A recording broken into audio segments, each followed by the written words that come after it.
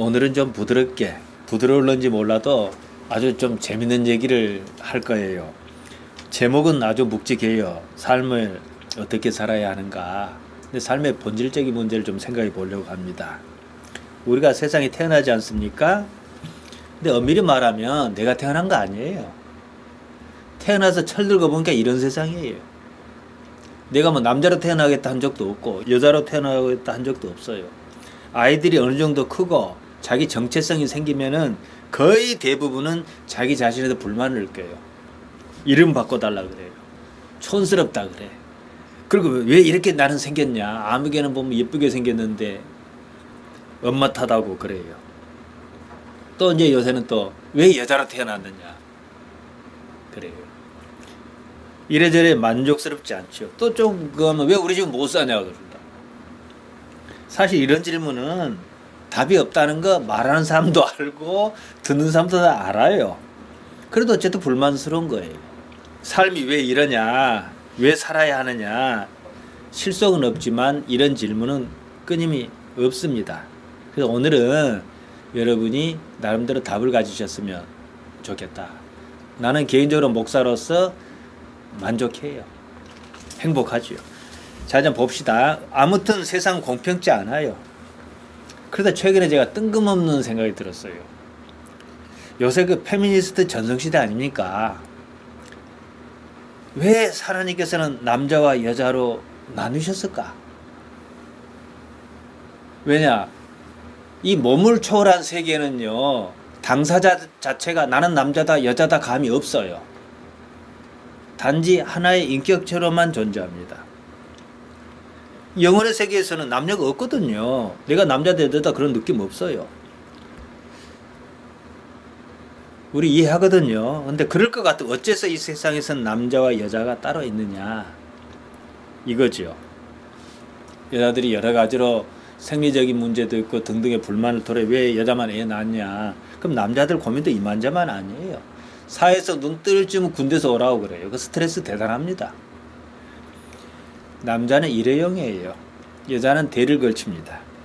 이 생물학적 만족도가요, 제대로만 가면 남자보다 여자가 더 높습니다. 그러니까 시쳇말로 여자는 남자만 잘 만나면 그냥 끝이에요. 잘 만날는지 못 만날는지는 잘 모르지만 인격적으로 남녀는 다르지 않습니다. 역할은 달라요. 남자든 여자든 단지 역할이 다른데 오랜 세월 그 다르다는 무엇이 차별로 간주한 것은 사실이에요. 근데 생각해 보세요. 역할이 같다면 그게 더 문제지요. 디모데전서 4장 7절에 보면은 이런 말씀이 있습니다. 망령되고 허탄한 신화를 버리고 오직 경건에 이르기를 연습하라. 망령되고 허탄한 신화, 베벨루스 카이 그라우데이스 미두스. 망령되다 번역하면 베벨루스인데요. 종교적이지 않은, 경건치 않은 이런 뜻입니다. 이 말은 그렇다 치고 허탄하다 그라우데우스인데요. 늙은 여자가 하듯 늙은 여자처럼 이런 뜻이에요. 신화는 미두스. 이제 원어는 미도스지요. 뭐 지은 얘기, 옛 얘기. 그러니까 허탈한 신화라고 번역한 말을 원문에 맞게 번역하면 무지렁이 할망구가 지어낸 얘기다 이 뜻이에요. 그러니까 자기 의식의 개발이 하나도 없이 그때 여성의 위치가 그랬다는 거예요. 교육의 기회도 주지 않았고. 그러면은 무지렁이 할망구가 의식 개발 없이 자기식으로 살려고 이렇게 평생 살았단 말이에요. 그 얘기를 듣지 말아라는 얘기예요. 우리는 이런 얘기에서도 그 시대의 여성의 위치를 짐작하고는 남습니다.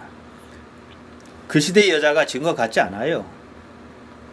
뭐 여성 비하도 아니고 남성 주도 사회가 옳다거나 좋다거나 그런 뜻도 아닙니다. 사실 그랬다는 거죠. 남녀 불평등 문제를 잘못 이해하고 있는 게 있어요. 차별이 아니에요. 강자와 약자 문제입니다. 남자든 여자든 약한 자가 억압을 받아요. 신라시대 때는 사회적으로 여성이 셌단 말이에요. 그러면 남자가 별것 아닌 거거든요. 지금도 일부 부족의 모계 사회가 있는데 거기서 남자는요, 흔히 하는 말로 개털이에요. 그러니까 누가 더 세냐 문제예요. 이게 세는 것은 1차적으로 물리적인 힘이 세냐 이 문제고, 두 번째로는 힘은 약해도 사회적 권력이 세냐 이 문제예요. 재벌 집에는요 며느리만 쫓겨나는 거 아니에요. 사위도 쫓겨나요. 그게 힘의 문제라는 거죠. 대개의 경우 여자는 남자에 비해서 사회적 조건과 더불어 신체 조건이 약자라는 거죠. 남자가 여자보다 체구가 더 크고 힘이 셉니다. 가정폭력하면 맞는 여자 생각합니다. 근데 뒤집어 봅시다.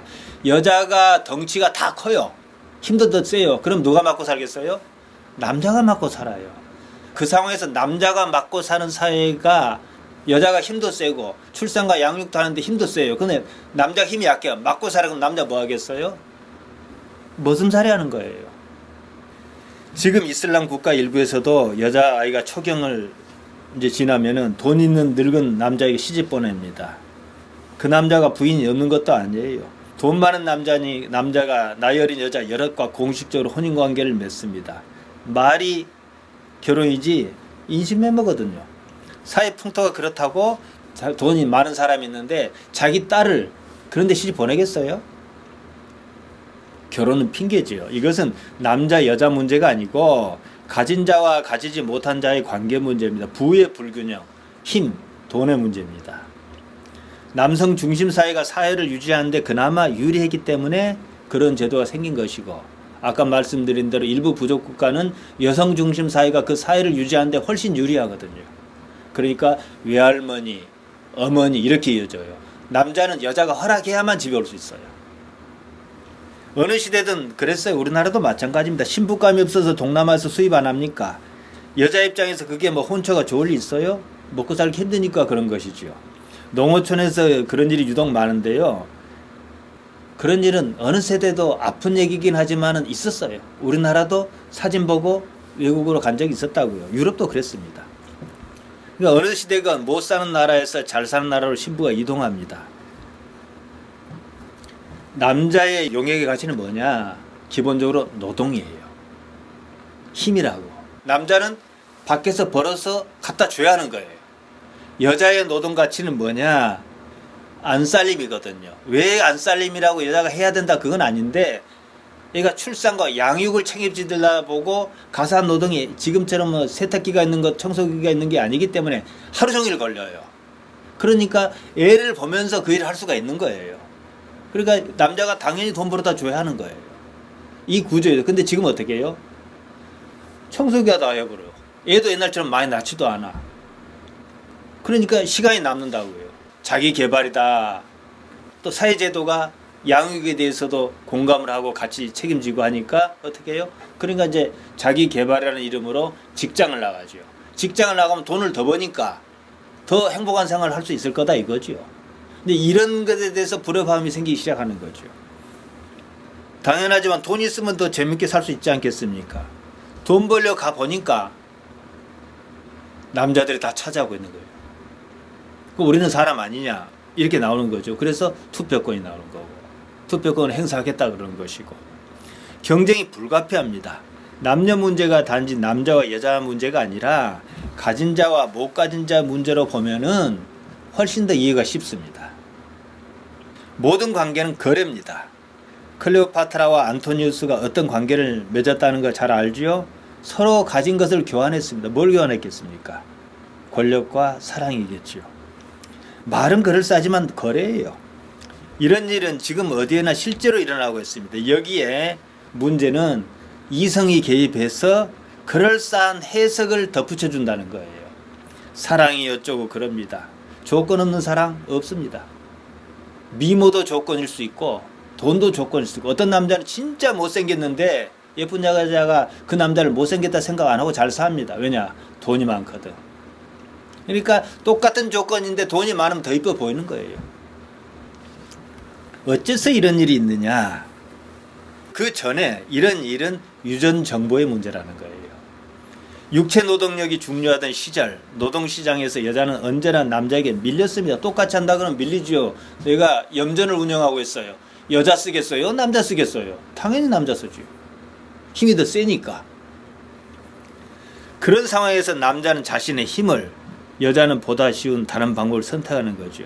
여수에 가면요, 그 어선이 모이는 항구에서 거기에 연안선교회라고 있습니다. 왜 생겼냐면은 선원을 상대로 선교하는 거예요. 근데 이 생긴 배경이 조금은 가슴 아파요. 고기잡이 배를 타는 선원은 그 선주는 선원 구하기 어렵습니다.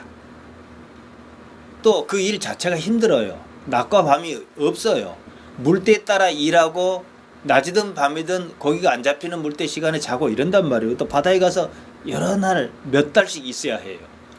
선주가 뱃사람 구하기 쉽지 않기 때문에 이제 또 이쪽에서는 다른 일을 할 것도 없고 나는 육체노동밖에 없다. 고생스럽지만 가야겠다 한 사람하고 거래가 딱 맞아요. 그럼 선주가 미리 성금을 줘요.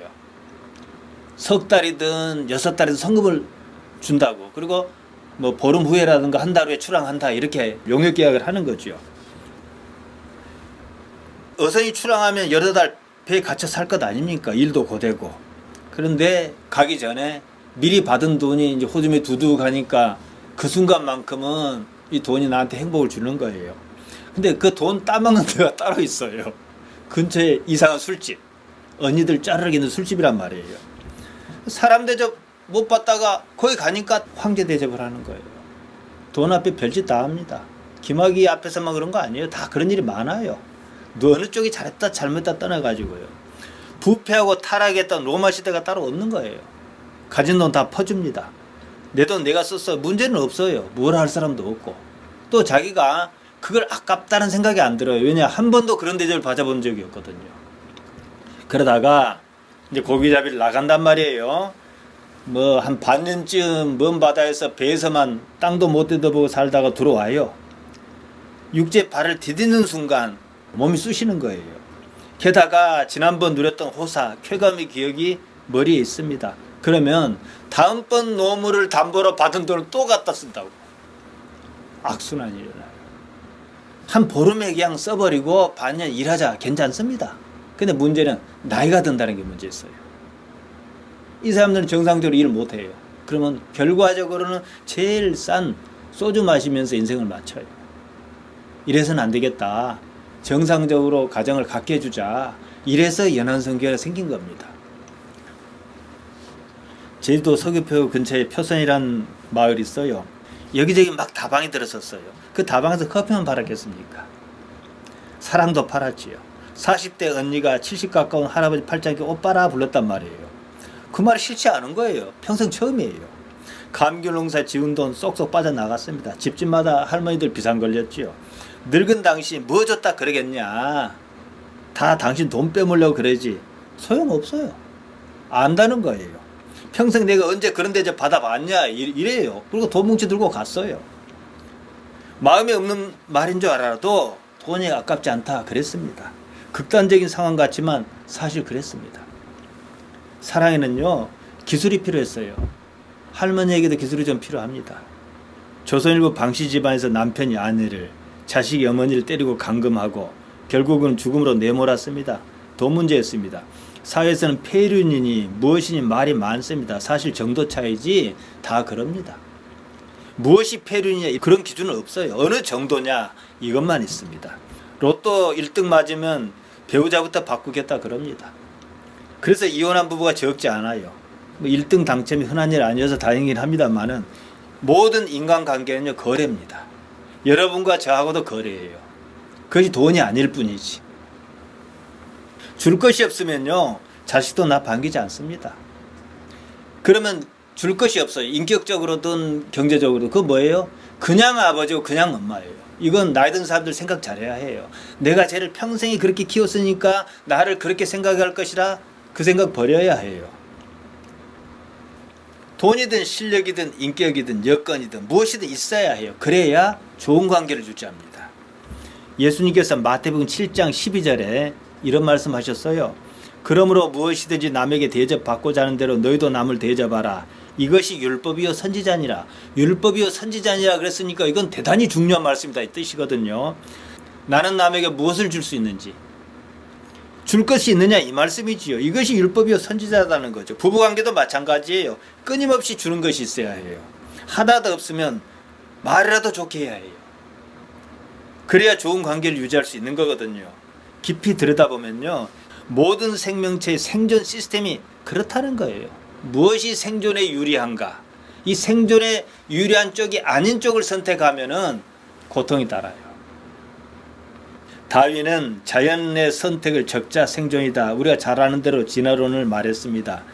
자연 환경에 적응하면 살아남고 그렇지 못하면 도태한다 이건데요. 이것으로 설명할 수 없는 부분이 있어요. 안젤리나 졸리라는 유명한 배우 있지 않습니까? 멀쩡한 유방과 난소를 잘라버렸습니다. 졸리가 2014년 5월 뉴욕타임즈에 나의 의학적 선택이라는 기고문을 썼는데 거기에 나온 거예요. 졸리 어머니는 난소암에 걸려 2007년에 56 나이로 죽었답니다. 졸리는 가족력을 의심했어요. 유전자 검사를 받았는데 유방암을 일으키는 브라카, BRCA1이라 그럽니다. 유전자 돌연 변이가 있는 거예요. 그러니까 유방암 걸릴 확률이 높다는 거죠. 수술을 결심하고 이제 수술을 했는데 이로써 유방암에 걸릴 확률이 87%에서 5%로 낮아졌다는 거예요. 물론 암에 걸릴 확률이 높다 해서 그냥 무조건 그냥 외과 수술을 해야 하느냐 이런 논란은 있어요. 이런 부분은 다윈의 진화론으로 설명 못합니다. 생존의 욕구가 무의식적으로 작동해서 어떤 선택을 하게 한다는 거죠. 그리고 나서 환경의 요소가 개입합니다. 남자로 태어나고 여자로 태어난 것은 진화 문제가 아닙니다. 진화 이전에 유전 정보가 이미 삶에 영향을 미친다는 사실을 우리가 일단은 이해를 해야 해요. 이를테면은 어떤 알고리즘 같습니다. 유전자의 목표는 여러분 뭔지 압니까? 생존입니다. 다른 거 아무것도 없어요. 생존. 번식도 생존의 방편이에요. 근데 번식을 왜 하느냐? 이 생체가 안 죽고 계속 살아있으면 그때 번식할 필요는 없어요. 근데 봄, 여름, 가을, 겨울이 가듯이 쓰러지거든요. 그러니까 남겨야 하는 거예요. 인간이 어떤 일에 행복감을 느낀다. 여러분이 어떤 일에 행복감을 느낀단 말이에요. 그 일을 가만 생각해 보세요. 반드시 생존과 관련이 있습니다. 생존에 어떤 긍정적인 영향을 줄 때 행복감을 느껴요. 유전자의 기록에 따라 행복감이라는 반응이 나옵니다. 그래야 그 일을 할 것이니까. 그 일에 생존이 유리하기 때문이지요. 뭐 계속 얘기합니다만 담임 목사 자리를 세습하는 것도 돈 밝히는 것도 모두가 유전자 기록에 따른 반응이에요. 그래야 생존할 것 같으니까. 우리 삶에서 행복하다는 감정을 느낄 때가 있죠. 왜 행복을 느끼는가? 나는 지금 행복해요. 근데 내가 지금 왜 행복하지? 좀 생각해 볼 필요가 있다는 거예요. 리처드 도킨스에 따르면 생명체는 유전자를 운반하는 기계와 같다 그랬습니다. 유전자는요 어떤 방식으로든지 살아남으려 합니다. 동물이든 식물이든 생명 있는 모든 존재가 다 그렇습니다. 인간도 마찬가지예요. 유전자가 살아남으려는 데는 특별한 이유가 있지는 않습니다. 살게 하려는 장치를 딱 뒀어요. 뭡니까? 감정입니다. 행복을 느낀다든지 고통을 느낀다든지 딱 두 가지예요. 행복이든 고통이든 우리가 살아남게 하려는 생존장치라는 거예요. 하나님께서 어떤 사람을 불렀을 때 어떻게 부르십니까? 딱 두 가지 사용하셔요. 복과 고통. 근데 대부분은 고통이지요. 사람은 끊임없이 행복을 추구합니다. 자신의 의도가 아니에요. 유전자가 보내는 신호에 따라 무의식적 반응이 그렇게 나타납니다. 고통도 그렇죠. 뭐 극단적 예를 하나 들게요. 사자 같은 사나운 맹수가 덤벼듭니다. 잡아먹힐 것 같아요. 근데 그 상황에서 나는 행복해 그런 사람 없어요. 내가 의식적으로 그런 게 아니고 유전자가 그렇게 기록을 해서 그렇게 움직이도록 했어요. 두려움은 유전 정보에 따른 결정입니다. 살려고 말이에요. 유전 정보는 어떻게든 살아나게 하려는데 코드 조합을 사용하지요. 아데닌, 구아닌, 시토신, 티민. 이게 바로 DNA 염기서열입니다. 핵심은 뭐냐? 생존이지요. 그러니까 사람의 감정 또한 그 기반이 유전 정보입니다. 거기다 이제 환경이 작용해요. 환경에 대한 반응 또한 유전 정보의 보태 유전자처럼 작동합니다. 그나마 남자에서 여자로 못 바꾸고 요새는 트랜스젠더 말고 여자에서 남자로 태어난 건 못 바꾸지만은 그나마 이것은 우리가 어떻게든 조금은 해볼 수 있다. 이 점에 대한 이해가 필요합니다. 안젤리나 졸리처럼 유방암을 일으키는 BRCA1 유전자 돌연변이는 방법이 없어요. 내가 어째서 남자로 태어났는가? 아무리 고민해도 여자로 바뀌지 않습니다. 그럼 어떻게 해요? 받아들여야 해요. 근데 받아들이는데 억지가 아니라 일단 이거에 대해서 구조를 이해하고 이 받아들였을 때 내가 어떻게 변할까 좀 생각해 보자는 거죠. 사실은요. 안 받아들이겠다 해도 안 받아들일 방법이 없어요. 생존이 그렇게 돼 있으니까. 환경은 조금씩 다릅니다. 환경을 어떻게 이해할 것이냐, 이에 따라 몸의 반응이 바뀝니다. 이게 장기적으로는 또다시 유전자에 영향을 미친다는 사실이에요. 아주 조금씩이긴 하지만 어떤 형태로 태어났고 환경이 주어집니다. 이게 유전자처럼 영향을 미쳐요.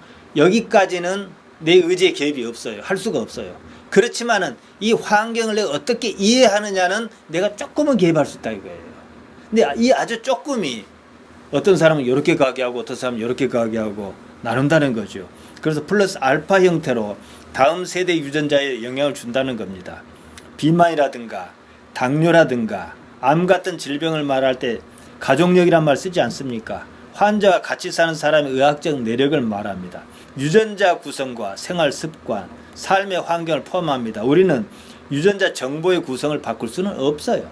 하지만 환경을 이해함으로 개선은 좀 할 수 있다. 그러므로 전체적인 유전 환경을 조금씩 바꿔나갈 수 있다 이겁니다. 때문에 똑같은 유전자를 가지고도 다른 선택을 할 수가 있는 것입니다. 같은 환경을 가지고도 다른 판단을 할 수가 있죠. 남자로 태어났든 여자로 태어났든 이것은 바꿀 수 없지만 주어진 삶을 어떻게 살 것이냐, 주어진 조건 안에서는 달리 생각할 수 있다는 거예요. 전체적인 그림에서 이 부분이 차지하는 비중은 아주 작습니다. 정말 작아요. 하지만 길게 보게 되면은 행복감이 다르고 삶의 판도가 다르다는 거죠. 금수전이 돌수전이 하는 말을 듣습니다. 아, 내 팔자는 이런가 보다. 삶의 판도는 바꿀 수 없어. 이런 의미로 쓰이지요. 삶의 환경을 어떻게든 바꿀 수 없다. 이런 거겠죠. 바꿀 수 없는 쪽만 본 거예요. 삶을 어떻게 살 것이냐는 그것과 별개라는 거예요. 그러니까 항상 우리 아이들에게 그런 말 해요. 없이 사는 건 괜찮지만 없이 살수록 품위를 지키며 살아라고 해요. 품위 지킨 건 돈 안 들어요. 좋은 말 하고 남한테 위해되는 짓 안 하고 내가 이익이다 그래갖고 막 여기저기 연기 떼는 그거 안 하고. 왜 사느냐고 묻습니다. 왜 삽니까? 행복하려고 사는 거예요, 유전적으로. 그럼 행복이 뭐냐 그러면 이제 배운 사람은 다 답할 줄 알아요. 욕구 충족입니다. 여기 문제가 있어요. 욕구를 충족하려는 상황이라면 아직 충족 못했다는 뜻이에요. 그 자체는 불행이에요. 그럼 불행은 계속 있어야 하는 거예요. 행복이 아니면 고통이거든요. 인생은 바로 이런 상황, 딜레마입니다. 인생이 고통인 이유예요. 지금 시대는 과거 어느 때보다 행복한 시대입니다. 사실 그러잖아요. 옛날에는 붕어빵도 없어서 못 먹었어요. 근데 지금은 아무나 살 수 있어요. 그런데 왜 힘들다 그래요? 아, 그렇게 힘들다면서 인천공항 출국자 수는 해마다 기록을 경신해요. 힘들다고 하는 것이나 행복이나 사실은 다른 문제라는 뜻입니다. 행복은요, 자기가 바랐다는 것을 이루는 한순간뿐입니다. 그러다 맙니다. 잡았다 싶으면 사라집니다. 사람은 잡았다 싶은 것을 결코 만족하지 않습니다. 또 다른 행복을 찾습니다. 흔히 하는 말로 서 있으면 앉고 싶고 앉아 있으면 눕고 싶고 누워 있으면 자고 싶다 그러지 않습니까? 1억을 가진 사람에게 물어보세요. 1억으로 만족하냐고. 10억 바랍니다. 10억은 100억. 그럼 100억을 가진 사람은 돈이 안 모자랄까요? 행복은 없어요. 이 때문에 인생은 천만금을 가졌어도 늘 모자랍니다. 그래서 늘 불행해요. 잘 살아도 사회 전반이 잘 살아요. 아프리카 비하면 훨씬 잘 살잖아요. 우리가 동남아보다 잘 사니까 동남아에서는 고학력자가 막노동하겠다고 한국 오는 거예요. 그럼 우리가 더 잘 산다는 얘기거든요. 근데 왜 못 산다고 그래요? 결과적으로 이건 뭐냐?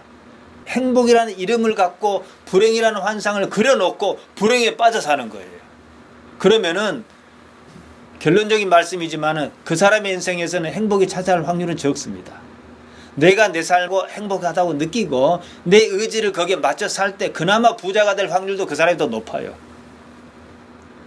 이번에 미국에서 최고 로또가 당첨이 나왔어요. 당첨금이 얼마인지 압니까? 1조 7천억. 사우스 캐롤라이나 소도시 심스빌이라는 데서 편의점에서 판매한 복권이었는데 그렇게 복권에 당첨해도 6개월을 못 간대요. 근데 더 웃긴 건 그래도 좋으니 야, 이 복권 당첨한 사람 조사해봤다 불행하다더라. 다 마누라하고 이혼했다더라. 서로 집안에 싸움 났다더라. 그래도 좋은 1등 한번 해봐 그랬대. 행복하려고 돈을 원하는 것인지 행복이 뭔지 모르고 그걸 행복이라 하는 것인지 이 시간 생각해 봐야 한다는 거예요. 그럴 것 같으면 당첨 안 한 게 행복한 거지요. 행복은 꿈을 이루는 과정, 이루기 직전까지만 유효합니다. 이 상황을 반대로 보면 이루는 거기까지 이를 때 모든 상황은 고통입니다. 수많은 자기계발서가 그래서 있는 거예요. 무슨 비결을 말하지만 결국은 도루묵입니다. 삶의 근본적인 것은 바뀌지 않습니다. 그것이 정상이에요. 이건 뭐냐? 이해의 문제라는 거예요. 행복이란 감정이 무엇인가 다시 생각해야 합니다. 이것은 과학의 문제지 철학도 심리도 무슨 자기계발서나 종교 문제는 더욱 아닙니다. 과학적으로 따지고 나서 그 다음에 따질 수 없는 그 부분을 신앙적으로 다시 접근해야 하는 거예요. 행복은 감정입니다. 어떤 근거로든지 스스로 만족해야 하는 감정이 행복입니다. 무엇이 있으면 좋겠다 욕망입니다. 그것을 이루는 순간 어떤 감정이 생겨야 행복한 거예요. 예를 하나 들죠. 피자가 먹고 싶어요. 먹고 싶은 감정의 정도가 세면 셀수록 먹었을 때 행복감은 크겠지요. 근데 뒤집어 봅시다. 먹고 싶은 감정의 정도가 세다는 건 뭐예요? 그만큼 고통스럽다는 거예요. 그래서 뭐라고 표현합니까? 먹고 싶어 죽겠다 그런 거예요. 그러다가 피자를 보는 순간 행복감이 확 밀려온 거예요. 저는 한 달에 한 번 정도 햄버거 사 먹어요. 진짜 맛있어요. 한 달에 한 번 먹으니까 행복한 거예요. 부담도 없고. 자, 피자를 먹는 순간 행복이 확 밀려오는데요. 저것을 먹는 순간 얼마나 행복할까? 그 생각뿐이에요. 한 20분이 지나 이제 배가 부릅니다. 행복은 거기서 끝. 20분입니다. 왜냐?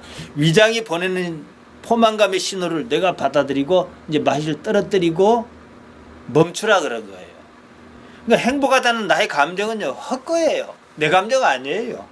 몸이 지살자고 그런 거예요.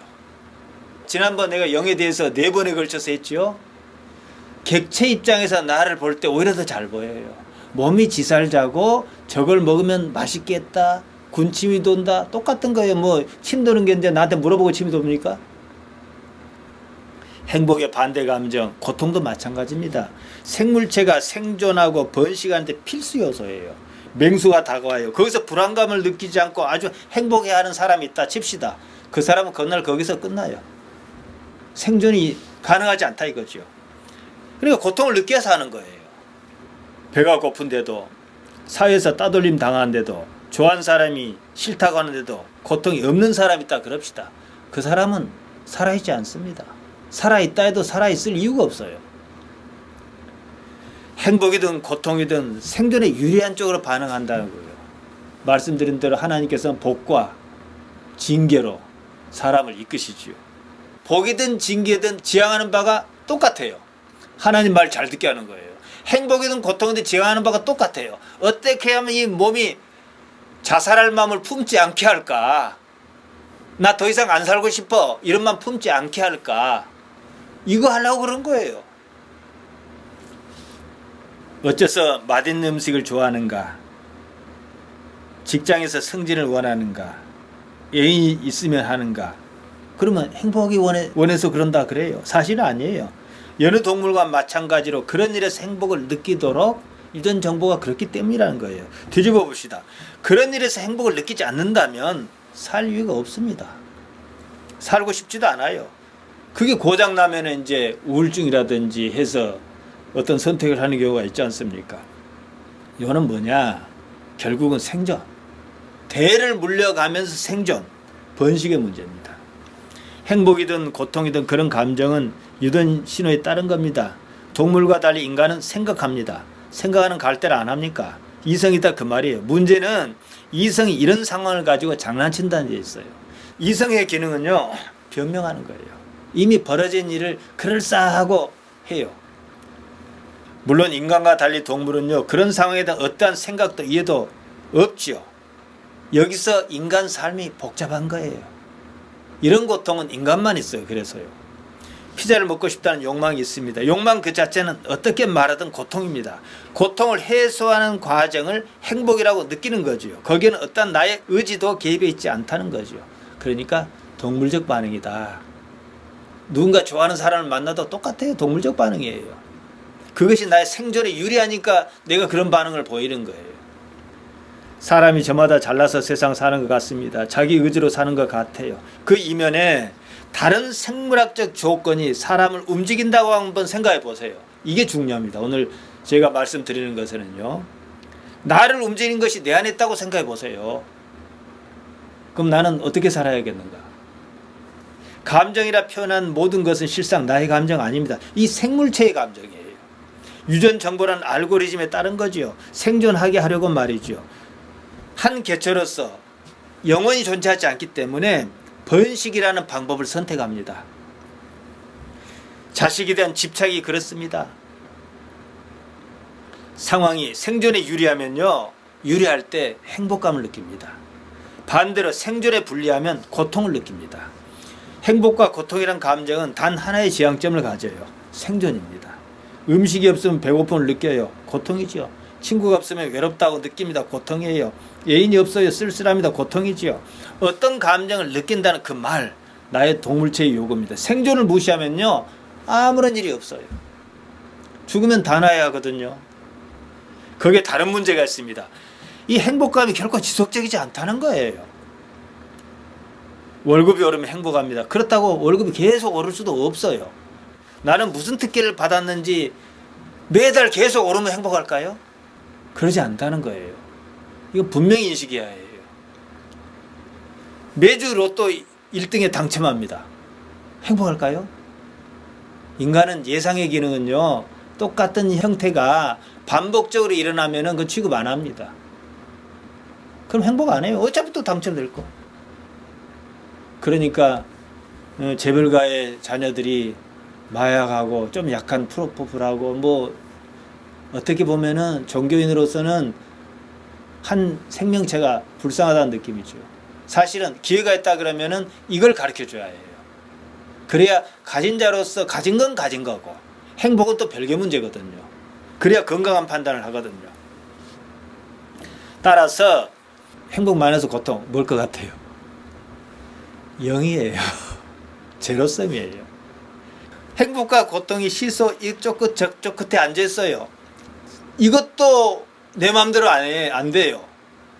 왜냐하면 내가 밥맛이 없으니까 내 좀 굶어서 고통을 준다, 밥 먹어야지 이러지 않거든요. 다른 메커니즘에 따라서 이게 이러면서 이쪽이 고통이 이렇게 내려가면은 불행한 거고 이렇게 내려가면 행복한 거고 이런다는 거죠. 그러니까 우리는 그런 구조만 이해하면 끝이에요. 행복했다, 불행했다, 불행했다, 행복했다. 이 낙폭이 크면 클수록 행복이든 고통이든 감각지수가 더 큰 거예요. 이걸 감당하기 어려우면은 이제 있어서는 안 될 그런 일이 생기는 거죠. 행복은요, 반드시 사라집니다. 그러니까 사람들이 이걸 잘못 이해하고 있어요. 우리가 몸을 탈피한 어떤 상위 차원의 영의 세계가 있다 그럽시다. 언젠가는 그 세계에 갈 테니까 그러면 행복하다 느낄 줄 알아요. 아니에요. 모든 감정이 사라집니다. 내가 그냥 감각의 세계를 얘기할 때 말씀드릴 텐데 몸이 죽을 때요, 모든 감정 다 죽어요. 내가 물끄러미 보는 거예요. 물끄러미. 존재만 있습니다. 왜 행복이 사라지는지 압니까? 또 다른 욕구에 불을 당기기 위해서 그런 거예요. 만일 계속 행복한 상태라 그럽시다. 그에게는 욕구가 없습니다. 아니 지금 행복한데 뭔 욕구가 있어요? 지금 내가 꿈에 그리던 여자를 만나갖고 한참 연애 중인데 행복해 죽겠는데 뭔 욕구가 있어요? 그 순간에는요, 욕구가 없으니까 아무것도 안 합니다. 같이 있고만 싶어 해요. 만약 이 상황이 계속 지속된다고 그래 보세요. 욕구가 없으면 행복이 없어요. 안타깝지만요. 욕구 그 자체는 고통이지만 행복을 느끼려면 반드시 있어야 하는 거예요. 밋밋한 일상을 지루해 합니다. 지루하다, 심심하다. 이것은 사실은 행복도 아니고 고통도 아니에요. 근데 대부분은 고통으로 해석합니다. 더 좋은 환경이 아니라고 이성이 장난친 때문입니다. 고통이 없으면요, 일단 행복한 거예요. 내한테 빚쟁이가 전화 안 하니까 난 행복해야 하는 거예요. 근데 그것은 당연한 듯이 받아들이거든요. 이 사실을 되게 간과합니다. 그래서 지금 가진 행복 말고 다른 행복, 더 센 행복을 줬는다는 거죠.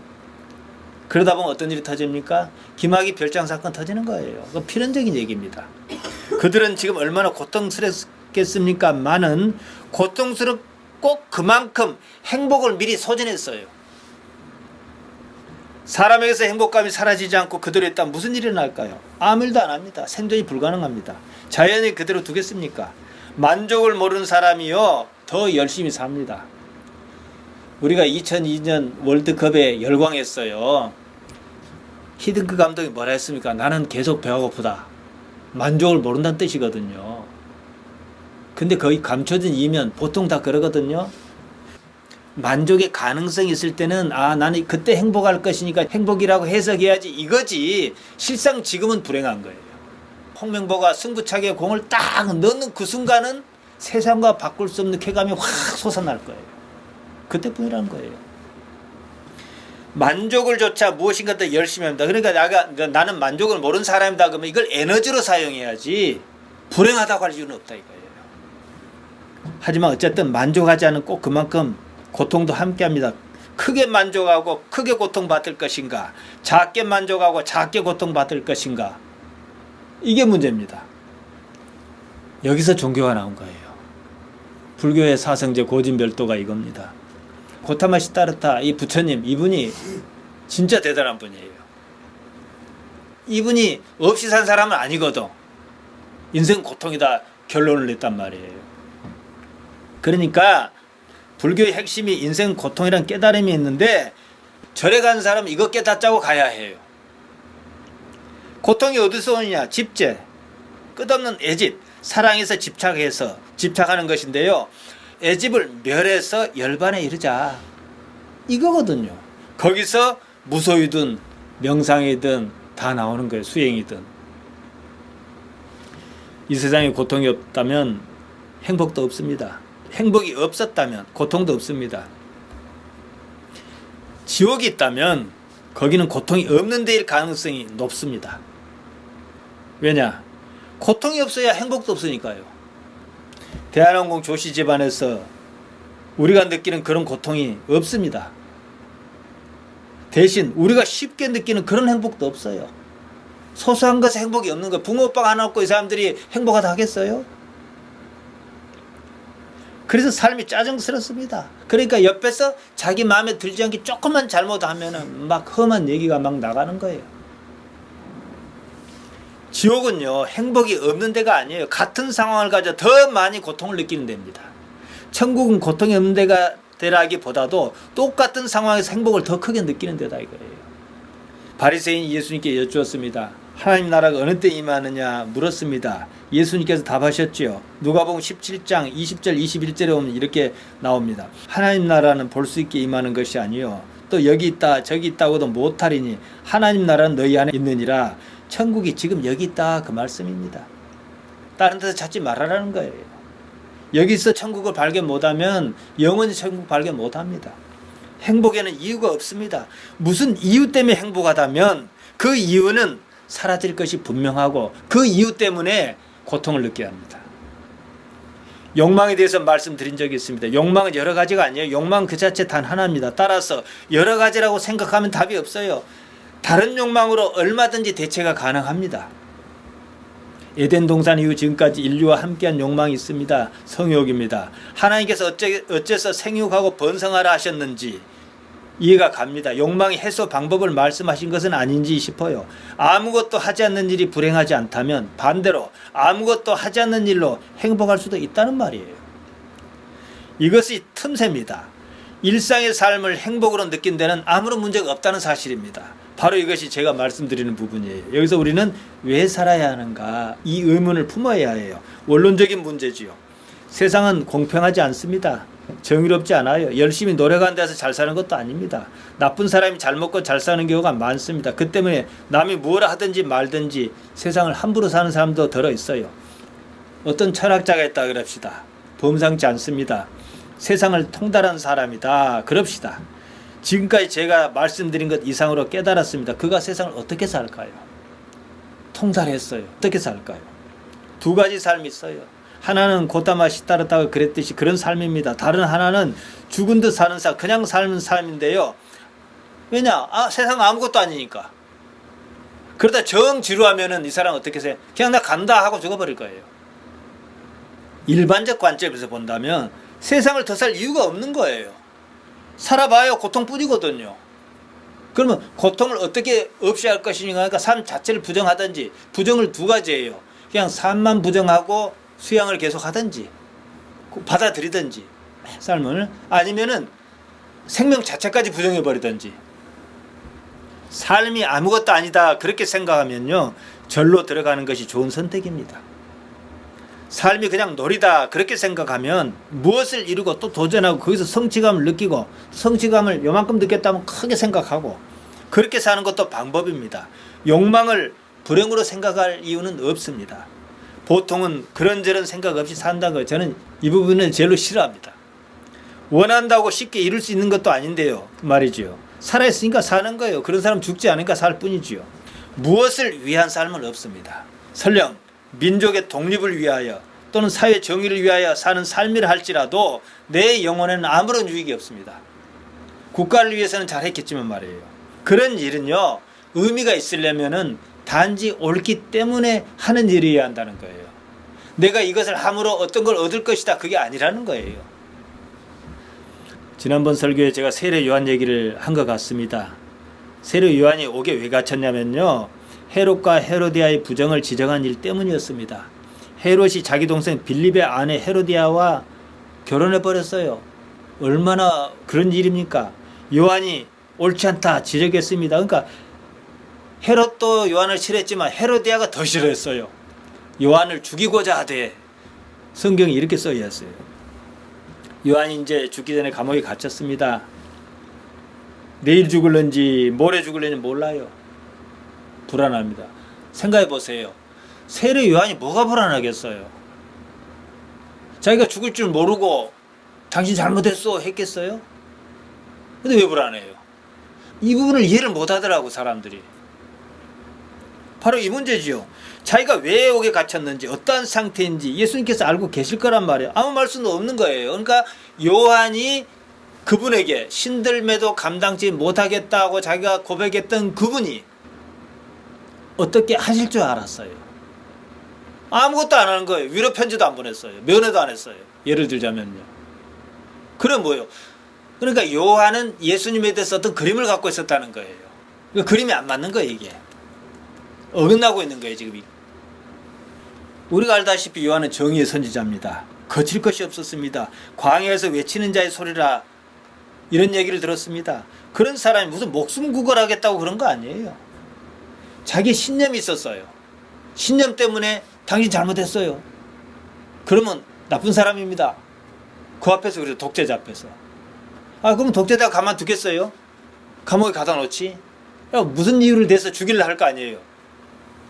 죽는 게 문제가 아니고, 이러면 살아야 하는 거예요. 자기는 목숨을 구걸하자는 게 아니에요. 아무 소리도 없고 이상한, 자기가 보기에 별로 중요하지 않은 일만 하고 돌아다니시는 거예요. 그렇다고 예수님께 능력이 없는 분도 아닌데. 그래서 불안했습니다. 자기 신념이 무너지는 것이 내가 잘못 알았단 말인가? 혹시 그분이 아니면 어떡하지? 제자 둘을 보냈어요. 누가복음 7장 19절에 나옵니다. 요한이 그 제자 중 둘을 불러 주께 보내어 가로되 오실 그이가 당신이 오니까 우리가 다른 일을 기다려오리까 물어보라 그랬어요. 요한의 고민이 일으키지요. 요한은 예수님을 구세주를 알았습니다. 근데 지금 우리가 알고 있는 구세주와도 좀 달라요. 이것은 빌립이, 그때 당 열렬당원 빌립이 구세주를 알았던 거나 다를 게 없었어요. 그런데 구세주가 아닐 수도 있다는 거예요. 얼마나 불안하겠어요. 예수님께서 구세주시라면 당연히 어떤 액션을 취해 주셔야 해요. 꺼내 주시지 않다면은 이러이러한 이유 때문에 난 너 안 꺼내준다 하신다든지. 예수님의 태도가 요한 자신이 기대한 바와 다릅니다. 자, 여기서 여러분 생각해보세요. 요한이 무엇을 기대했을까요? 예수님이라는 분에 대해서 말해요. 무엇을 믿었을까요? 이 질문은 오늘날 우리와 똑같습니다. 많은 그리스도인, 교회 다닌다는 사람이 예수님께 도대체 뭘 기대할까요? 이것이 초점이 맞지 않았을 때 느끼는 감정이 무엇일까요? 예수님께서 대답하셔서 이 부분 누가복음 7장 22, 23절인데 잘 들어보시기 바랍니다. 요한의 제자에게 말합니다. 너희가 가서 보고 들은 것을 요한에게 고하되 소경이 보며 안진뱅이가 걸으며 문둥이가 깨끗함을 받으며 기머거리가 들으며 죽은 자가 살아나며 가난한 자에게 복음이 전파된다 하라. 누구든지 나를 인하여 실족하지 아니하는 자는 복이 있도다. 요한은 실족했다 이 말이에요. 잘못 알고 있었다는 거. 그러면은 자 봅시다. 소경이, 안진뱅이가, 문둥이가, 기머거리가, 죽은 자가 왜 그 얘기를 하실까요? 이들의 결론은 뭡니까? 우리는 소경이 눕는 거, 안진뱅이가 일어난 거, 내가 문둥병에 걸렸으니까 낫는 거, 기머거리가 기트이는 거, 이거 바라고 교회 다니는 거예요. 이런 사람이 예수님으로 말로 치료받은 거 사실이에요. 근데 그들에게 어떤 일이 벌어졌어요? 복음이 먹혔다는 거예요. 소경이 눈 떠서 지금 살아있습니까? 핵심은 복음이에요. 여기서 예수님께서 부자로 만들어주실 능력이 당연히 있지요. 근데 안 만들어주시는 건 당신 마음이에요. 부자로 만들어줘 가지고 복음의 가치를 따를 것인지, 아니 너는 안 그래도 살만하니까 그 정도 사는 게 네 역량에 맞다, 거기에 상황에 봐가지고 그렇게 해주시는 거죠. 문둥병 나오면 뭐 할 겁니까? 지금 볼 때 복음의 핵심은요, 눈 뜨고 일어나고 깨끗함 받고 듣고 살아나고, 그것이 아니에요. 왜 그 일이 내게 있었는가, 이 문제예요. 그 이유지요. 기적이 지향하는 것도요, 결국은 복음이에요. 요한에게는 모르겠어요. 미안하다고 해야 되는지 어떨지 모르겠지만은 어차피 죽을 거니까. 근데 그건 차지하고, 아마 예수님께서는 요한을 꺼내주시지 않은데도 나름대로 이런 동일한 기준이 있었을 거라고 저는 생각해요. 그냥 놨던 게 낫겠다. 왜냐, 분명히 능력은 갖고 계셨으니까. 다른 사람을 위해서라도 말이죠. 그런 일을 가르쳐 성경은 뭐라 합니까? 세메이온이다, 표시다, 이렇게 말합니다. 기적, 기사, 징조, 능력, 그런 말이 있는데 극히 제한적으로 씁니다.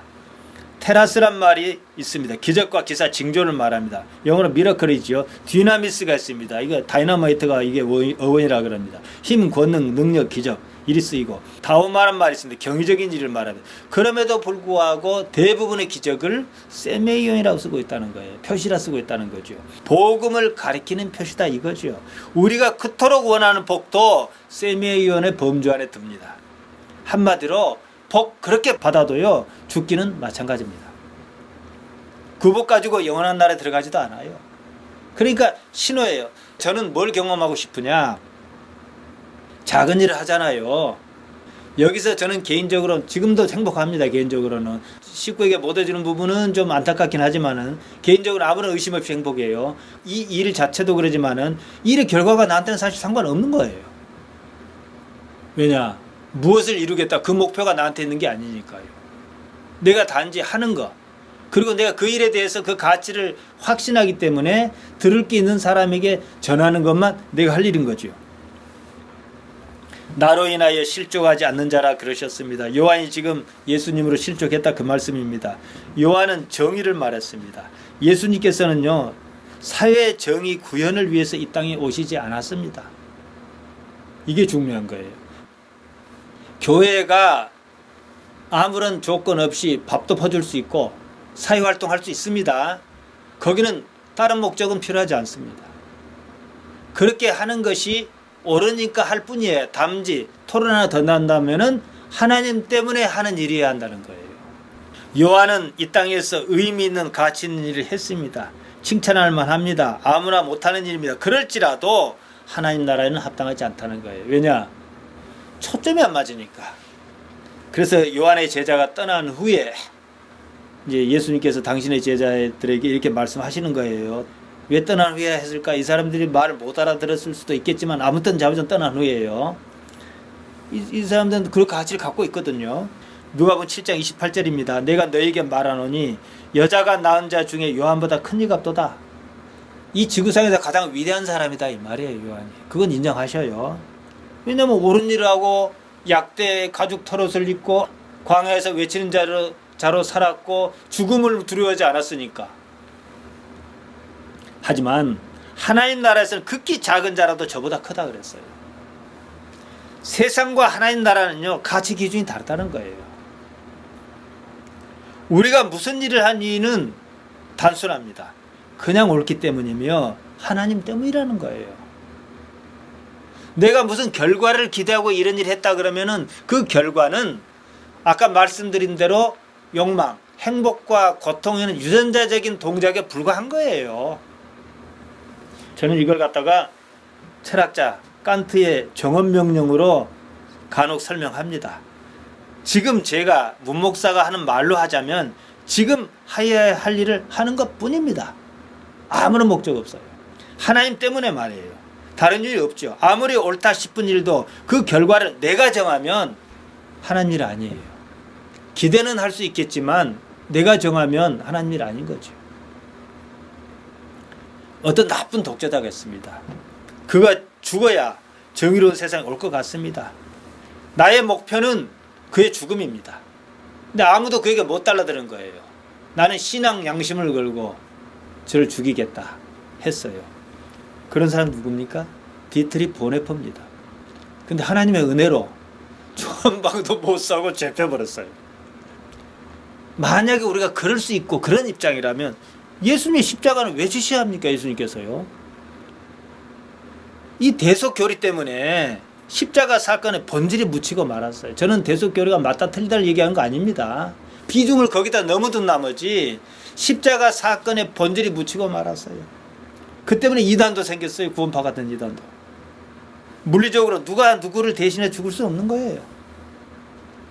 아무리 의도가 좋아도 현실적으로 불가능합니다. 나사렛 예수 그분의 목표는요 십자가가 아닙니다. 하나님이십니다.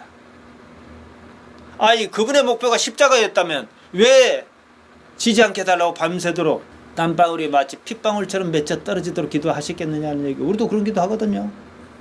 십자가가 목표가 아닌 거지요. 하나님 때문이죠.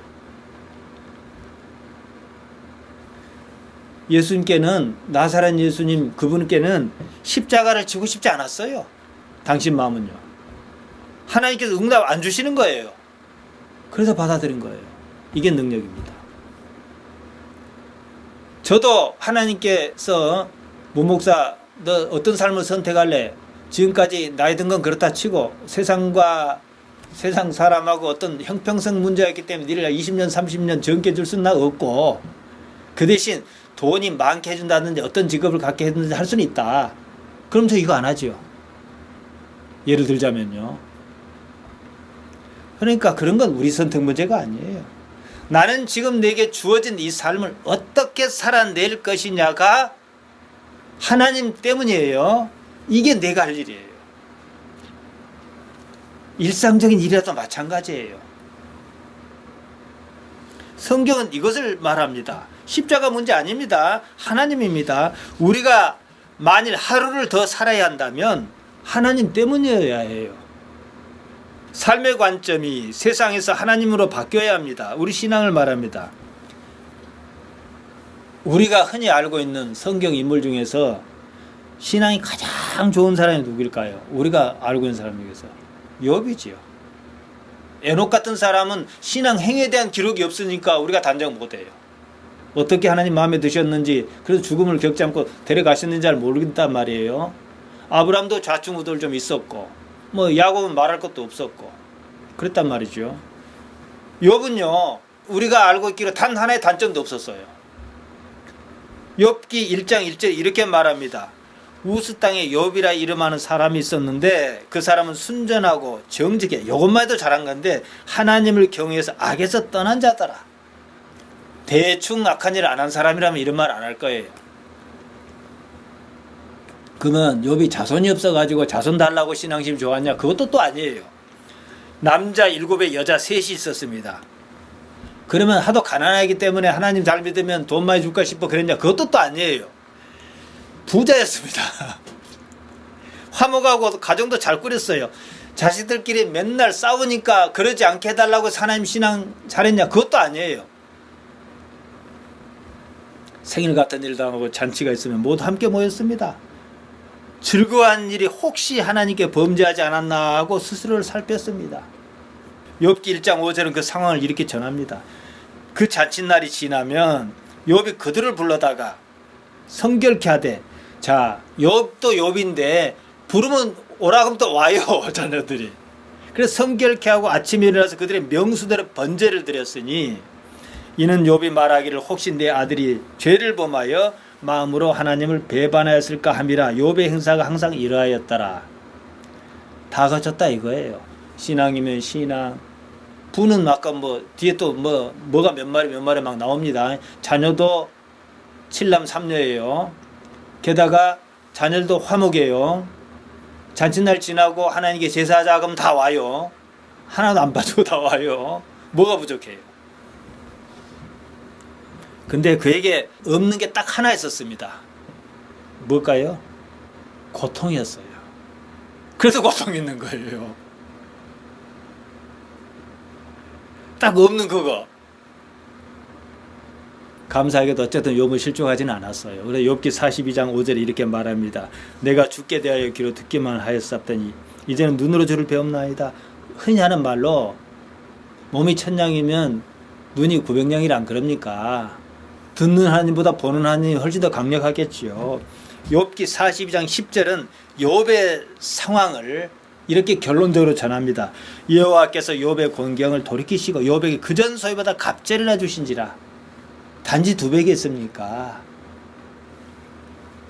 고통의 의미가 사라졌다는 거예요. 고통이 졸업을 타버렸다 이 말이에요. 제 일을 끝냈다 이거지요. 안목이 바뀌었습니다. 듣는 하나님에서 보는 하나님으로 말입니다.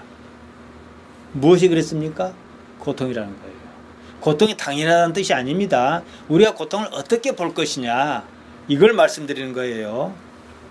자, 이제 욥의 나라는 어떤 나라입니까? 평상시도 좋은 신앙입니다. 흠잡을 데 없어요. 하나님 나라죠. 그 중심에는 하나님께서 굳건하게 계시겠죠. 어디에 사느냐, 어떻게 사느냐, 그것은 중요하지 않은 거예요. 왜 이런 삶인가? 삶의 목적은요, 하나님을 아는 겁니다. 성경은 분명히 그걸 가르치고 있어요. 다른 아무것도 아니에요. 어느 것으로 설명할 수 없습니다. 그것이 아니면 욕망과 계속 싸우며 살다 마는 삶이에요. 가끔씩은 행복이라는 미끼가 있기도 하겠죠. 그뿐입니다. 호세아 6장 1절 2절에 이렇게 말합니다. 오라, 우리가 여호와께로 돌아가자. 여호와께서 우리를 찢으셨으나 도로 낫게 하실 것이요 우리를 치셨으나 싸매 주실 것임이라. 여호와께서 이틀 후에 우리를 살리시며 제3일에 우리를 일으키시리니 우리가 그 앞에서 살리라. 어째서 이런 일이 있느냐 이 말이에요. 그리고 나서 6장 3절에 이리 말합니다. 그러므로 우리가 여호와를 알자. 힘써 여호와를 알자. 이게 핵심입니다. 힘써 알자. 그럽니다. 하나님을 알게 하려고 인생에 그렇고 그런 일이 있다는 거예요. 이건 고통뿐만 아니라 행복도 마찬가지입니다. 뒤집어서 하나님을 알면 그렇고 그런 일, 그중에 특히 좋지 않은 일은 그만큼 줄어들겠죠. 그래서 욥에게는 고통이라 불리는 그런 일은 더 이상 없습니다. 그래서 갑절로 주셨다는 거예요. 삶은요, 하나님을 배우는 자리입니다. 삶의 모습이 어떠하든지 그것은 상관없어요. 남자든 여자든 그것도 상관없습니다. 우리는 이미 태어났습니다. 이런 삶입니다. 각자에게 주어진 삶에서 하나님을 어떻게 알 것인가, 또 하나님을 어떻게 배울 것인가, 이 문제입니다. 그래서 호세아 6장 6절에 이리 말합니다. 나는 인애를 원하고 제사를 원치 아니하며 번제보다 하나님 아는 것을 원하노라. 제사보다 하나님 아는 것, 내가 가장 소중하게 생각하는 것보다 하나님 아는 것을 원하노라. 그러니까 우리는 좋은 일은 당연합니다. 그렇지 않은 일이 할지라도 이 일에 하나님께서 어떻게 나타나시려 하시는가, 이렇게 사람이 배워가야 하는 거예요. 근데 어떤 사람이 하나님을 어느 수준에 욥이 듣기만 들었던 하나님을 눈으로 뵙는 것처럼 알았다 그럽시다. 그러면 목사로서 제가 알고 있는 식견으로서 장담할 수 있는 것은 고통의 기능은 약했기 때문에 훨씬 고통스럽지 않습니다. 그리고 하나님께서 이 상황에서 어떻게 살려내시는 것도 알 뿐만 아니라 이제는 자기 인생에 덤덤해할 줄도 알고 또 하나님께서 어떻게 풀어가시리라고 하는 우리가 흔히 말하는 그런 믿음도 생긴다는 거죠. 선물입니다. 아무튼요, 하나님께서는 하나님 아는 것을 원한다 그러셨어요. 제사도 원하지 않는다 그러셨어요. 그 말씀을 뒤집어서 봅시다. 다른 것은 몰라도 하나님 아는 것만큼은 포기하시지 않겠다는 거예요. 복을 주셔서도 그러지만 매를 때려서라도 내가 지금 처해 있는 형편은 내가 보기에 만족스럽지 않을 수 있습니다. 뭐 좋은 건 거론할 것도 없어요. 그러면 이 일에 하나님께서 어떻게 나타나려 하시는가 깨어 있어야 하는 거예요. 하나님을 아는 의식을 일깨우고, 그래서 지난 한 달 동안에 영에 관해서 뭐 제가 말씀드렸던 거예요. 또 그 의식을 성장시켜야 합니다. 그러라고 인생이 있는 거예요. 자, 죽을 때가 가까웠습니다. 임종의 시간이 다가왔습니다. 무엇이 남을까요? 평생 동안 국가를 위해서 헌신하는 그게 남을까요? 세상 사람은 나를 그렇게 기억하겠죠. 그리고 가끔 가다가 동작동 국립현충에 가서 꽃송이 하나쯤 갖다 놓고 가겠죠. 그게 나한테 무슨 유익이에요?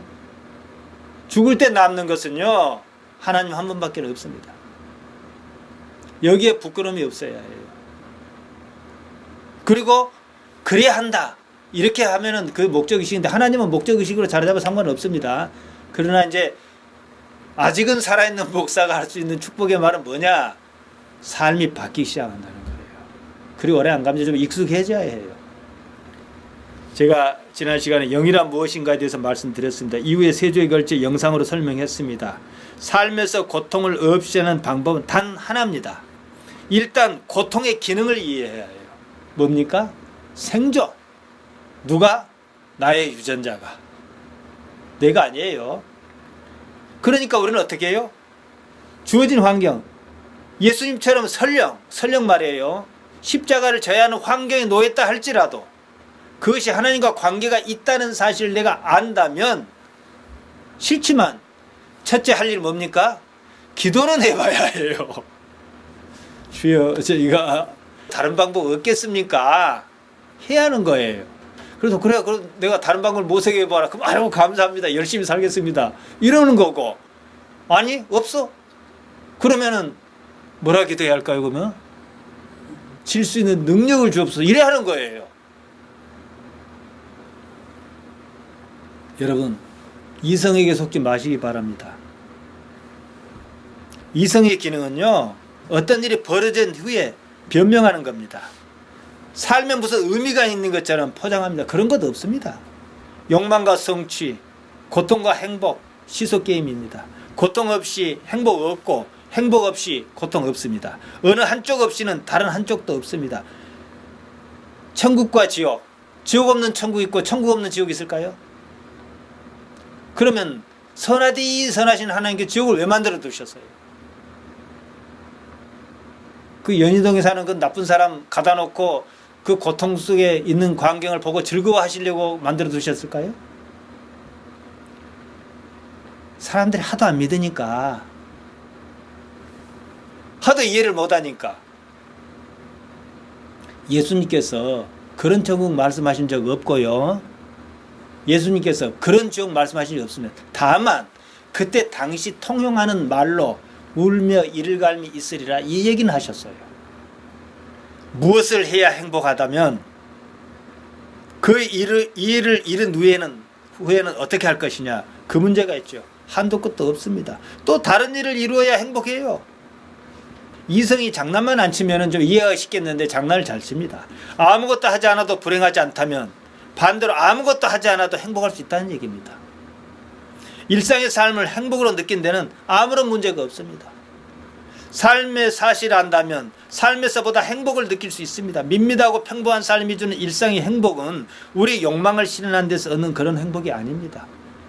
하나님께서 함께 하신다는 사실, 돌보신다는 사실이 주는 안정감에서 비롯한 행복이 한다는 거예요. 신앙적 정서, 영이라고 말해도 좋습니다. 이 의식이라도 말해도 좋아요. 이것이 안정감을 갖고 있을 때 사실은 평안한 거예요. 그걸 누가 말했을까요? 예수님. 요한복음 14장 27절입니다. 평안을 너에게 끼치노니 곧 나의 평안을 너에게 주노라. 내가 너에게 주는 것은 세상이 주는 것 같지 아니하니라 그랬어요. 예수님께서 주시는 평안이 뭡니까? 무엇을 믿습니다고 이루었을 때 주는 그 평안입니까? 아니에요. 그건 세상이 주는 거예요. 그러니까 너희는 마음에 근심도 말고 두려워하지도 말라 그랬어요. 이 행복은 삶의 상황과 상관없습니다. 보통 사람이 바라는 행복과 다릅니다. 대개는 이해 못합니다. 그런 상황이면 무엇보다도 굶게는 하지 않으신다. 사실 제가 성경에서 가장 어려운 구절이 마태복음 6장 31절에서 34절이었어요. 사실 우리 쪼잔하게 그거 어쩌고 교회 나온 거 아니거든요. 덤태기로 받아서 나눠주고 살려고 온 건데, 아이 그거 얘기하신다고 이게. 이건 도대체 나는 그걸 보는 순간 좌절했어요. 내가 전할 복음은 없다. 없어요. 그러면은 그러므로 염려하여 이르기를 무엇을 먹을까 무엇을 마실까 무엇을 입을까 하지 말라. 그래갖고 또 뭐라 하십니까? 뭐 공중에 나는 새를 보라. 들에 본 백합. 우리가 뭐 새냐고 백합 하냐고요. 그럼 뭐 꼭 어떤 절의 스님이 말씀하시는 것 같아. 이는 다 이방인이 구하는 것이라. 너희 천부께서 이 모든 것이 너에게 있어야 할 줄 아시느니라. 자, 천부께서 이 모든 것이 너에게 있어야 할 줄 아시느니라 그랬습니다. 안다 그러셨어요. 주신다 하지 않으셨습니다. 안다란 말은 필요에 따라 주실 수도 있고 필요에 따라 안 주실 수도 있고 좀 늦게 줄 수도 있다. 당신 마음이다 이 뜻이에요. 그러나 아버지에 대한 신뢰감, 육신의 아버지로 생각해 봅시다. 아버지가 돈을 많이 갖고 있고 변호사 시켜가지고 재산관리 잘하고 있어요. 내가 갖고 있을 이유가 아무것도 없어요. 있으면 귀찮아요. 뭐 통신비 고지서 날라오고 의료보험 안 냈다고 독촉장 날라오고 잊어먹고 안 냈는데 이런 일밖에 없는 거예요. 그러면요. 그래서 너희는 먼저 그의 나라와 그의 의를 구하라. 그리하면 이 모든 것을 너희에게 더하시리라. 그러므로 내일 일을 위하여 염려하지 말라. 내일 일은 내일 염려할 것이 한날 괴로움 그날의 족하니라. 사실 이 말은요 상당히 난해합니다. 이 원문을 봐야 그나마 조금 이해하고 이 시대에 어떻게 이런 말씀이, 저는 이제 사람의 아들로서 그분을 말씀드립니다. 어떻게 이런 말씀 하실 수 있었을까 좀 의아합니다. 그러므로 내일 일을 위하여 염려하지만 내일 일은 내일 염려할 것이 한날 괴로움 그날의 족하니. 언제가 제가 이건 뭐 다 풀이했습니다. 내일 일은 내일 염려할 것이요 아우리온 내일이 메림네세이 염려할 것이다. 헤아우테스. 이 부분이 이제 가장 난해한 구절이에요. 내일 일을 상상하지 말라, 예측하지 말라, 아무렇게나 살아, 그런 말씀 아니고요. 내일이 스스로를 염려하고 나쁜 것이라 할지라도 그날 스스로 감당한다는 뜻이에요. 그건 내일 아니다 이 얘기예요. 그럼 나는 어떻게 해야 해요? 지금을 살아라는 거예요. 지금을. 그래서 이걸 현실적인 언어로 찾고 찾은 것이 doing now예요. 단지 우리는 지금 일이 옳은지 아닌지 옳아도 내 능력이 없으면 못하는 거예요. 그래 능력이 있어요. 할만해요. 그러면 하라는 거예요. 그때그때 사는 겁니다. 내일 살지 말고 지금 사는 거예요. 하나님 때문에 사는 삶 말입니다. 삶의 자리는요, 생각해 보세요. 언제나 지금입니다. 살아있다는 말은 지금의 일이지 다른 거 아니거든요. 지금 이 삶에 하나님께서 함께 하신다는 사실을 알고 이게 인정하는, 이게 첫 번째 중요하고요. 그러면 삶의 모습이 어떠하든지 간에 받아들일 수 있습니다. 우리가 삶을 받아들이지 못하는 이유는 신앙인으로서 말이에요. 하나님 혹시나 모르실까 싶어 그런 거예요. 어떤 권력자가 있어요. 대통령이 있단 말이에요. 근데 나는 대통령의 비선 실세인데 사실 비선 조정 다 두고 있습니다. 안 드러나서 그러지. 그래야 정보를 공평하게, 왜냐하면 관료들은 관료적인 일밖에 할 수가 없는 거예요. 그런데 어떻게 해요? 그분하고 나하고 관계는 아주 밀접합니다. 내가 어떤 일을 하고 있다고 힘들어도 힘들지 않은 것은 내가 지금 힘든 걸 그분이 알고 있을 것이기 때문에 그런 거예요. 그럼 힘들지 않아요.